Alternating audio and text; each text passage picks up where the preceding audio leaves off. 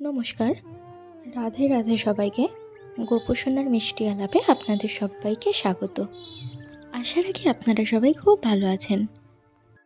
আজকে সম্পূর্ণ অন্য রকমের একটি ভিডিও বানালাম। সামনে গোপসোনার জন্মদিন এসে গেছে, তো সেই জন্মদিন উপলক্ষে গোপসোনার জন্য মাটির থালা পেন্টিং করলাম। সকলের কাছে অনুরোধ রইল, দয়া করে ভিডিওটি সম্পূর্ণ দেখবেন। আপনারা তো দেখলেনই, থালাটি আমি লাল আর হলুদ রঙের কম্বিনেশনে তৈরি করব। তাই একটু লাল আর হলুদ রং নিয়ে সেটিকে কম্বিনেশন করে থালাটিকে আগে পুরোটা রং করে নিলাম। আমি থালাটিতে ময়ূরের একটি ডিজাইন করব, যেহেতু জন্মাষ্টমী সেই উপলক্ষে। তাই একটি পেন্সিলের সাহায্যে আগে ময়ূরটিকে স্ট্রাকচারটা এঁকে নিলাম। এরপর একটি ব্লু রং নিয়ে নিলাম এবং পেন্সিলের যে স্ট্রাকচারটা আমি এঁকে নিয়েছিলাম সেই স্ট্রাকচারের উপর থেকে ব্লু রং দিয়ে ডিজাইনটা করে নিচ্ছি। মেন বর্ডারের এই ডিজাইনটি যত সরু এবং নিখুঁতভাবে করতে পারবেন যে কোনো ডিজাইন, ততই সুন্দর হবে। আর এই বর্ডারটি আঁকার সময় খুবই ধৈর্য সহকারে এটি আঁকতে হবে। একটু অন্যমনস্ক হলেই ডিজাইনটি কিন্তু ঘেঁটে যাবে আর থালাটি একদমই দেখতে ভালো লাগবে না। তবে আমিও খুব ভালোভাবে বর্ডারটা এঁকে নিই, তারপরে আবার আপনাদের সাথে কথা হচ্ছে।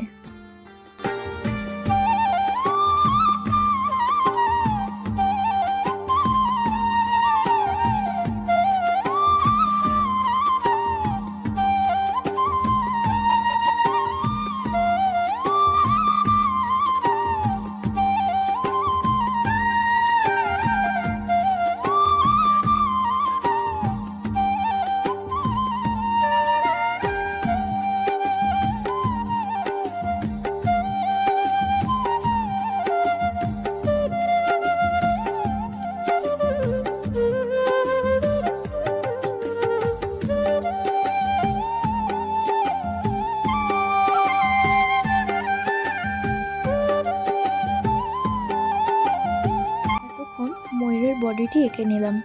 এরপর সবুজ রং নিয়ে নিলাম এবং সবুজ রং দিয়ে ময়ূরের পুচ্ছটি ডিজাইন করে নেব। ময়ূরের পুচ্ছের ডিজাইনটা করার আগেও আগের মতোই একই রকমভাবে বর্ডারটা সুন্দরভাবে এঁকে নেব।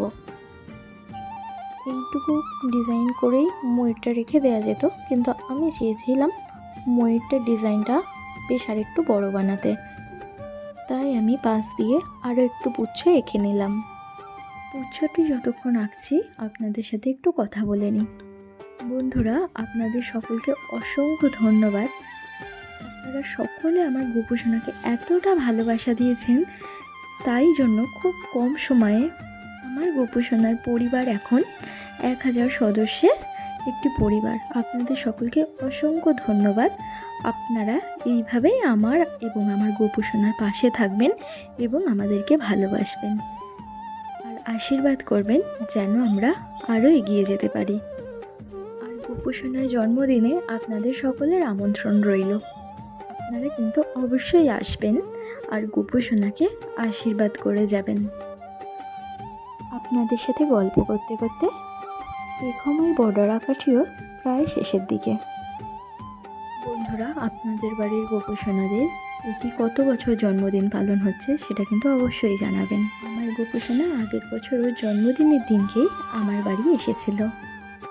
বর্ডারটি নেওয়া কমপ্লিট হয়ে যাওয়ার পরে হলুদ আর নীল রং নিয়ে নিলাম এবং একটি তুলির ব্রাশে হলুদ আর নীল রং একসাথে লাগিয়ে সেটিকে কম্বিনেশন করে পুচ্ছর ডিজাইনটা দিয়ে দিলাম।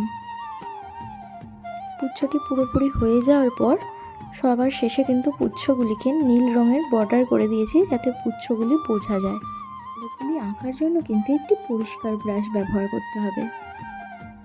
ময়ূরের পালকে কিন্তু সবুজ রঙও থাকে, সেই কারণে আমি একটু সবুজ রং দিয়েও ডিজাইনটা সুন্দরভাবে করে দিলাম। এই পুরো মাটির থালাটি রং করার জন্য এবং সব ডিজাইনগুলি করার জন্য আমি কিন্তু এখানে ফেব্রিক রং ব্যবহার করেছি।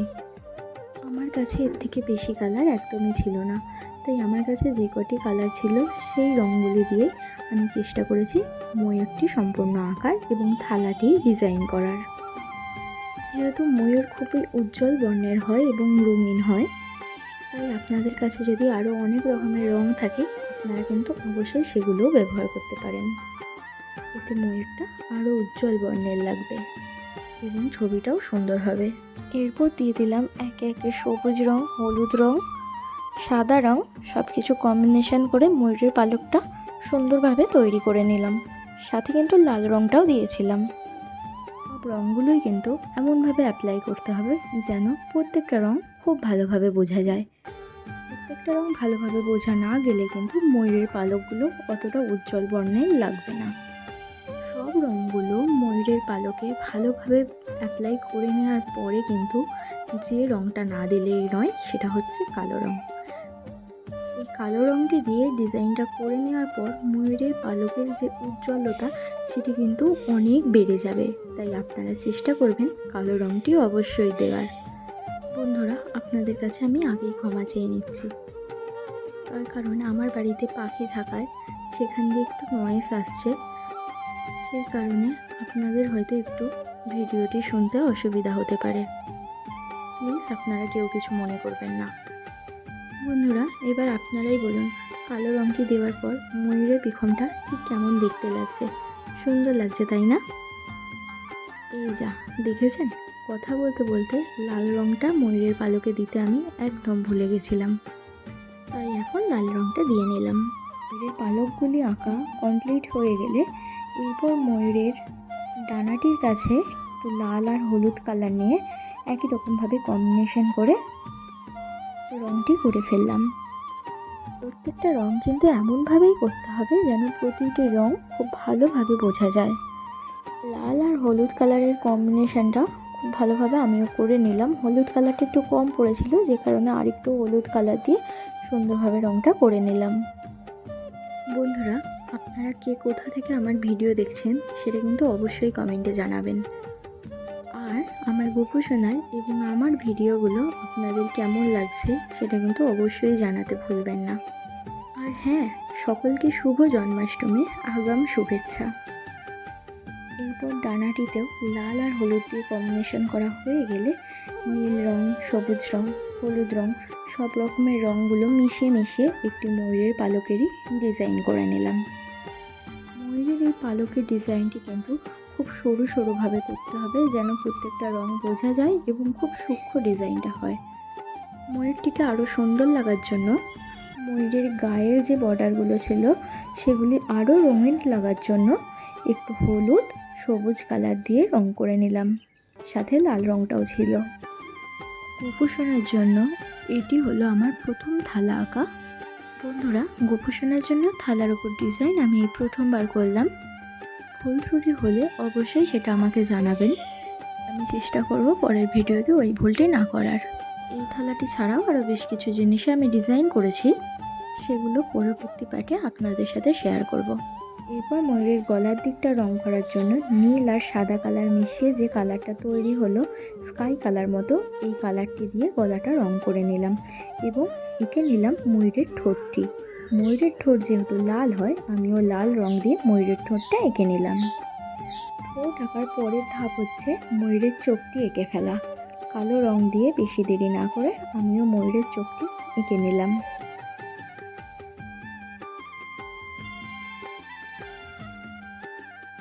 এবার আমি এঁকে নিলাম ময়ূরের মাথার পালকগুলো।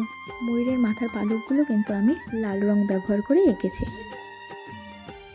ময়ূরটা আঁকার পরেও থালার বেশ কিছুটা জায়গা বেঁচে ছিল এবং খালি লাগছিল, যে কারণে আরও কিছুটা ডিজাইন করে নিলাম।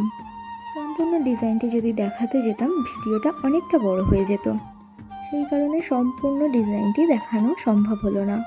আপনারা যদি চান বাকি ডিজাইনটি পরবর্তী পার্টে অবশ্যই শেয়ার করব। আর ভিডিওটা কেমন লাগলো অবশ্যই কমেন্টে জানাবেন। ভালো থাকবেন, সুস্থ থাকবেন, সাবধানে থাকবেন। দেখা হচ্ছে পরবর্তী কোনো ভিডিওতে। রাধে রাধে বন্ধুরা।